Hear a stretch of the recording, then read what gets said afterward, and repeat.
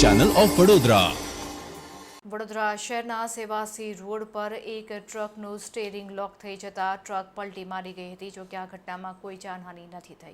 Truck પલટી મારી જતા સદનસીબે ચાલક ક્લીનર કૂદી પડતા કોઈ જાનહાનિ નથી થઈ. જ્યારે ક્રેનની મદદથી ટ્રકને સીધી કરવામાં આવી હતી અને માર્ગને ખુલ્લો કરવામાં આવ્યો હતો.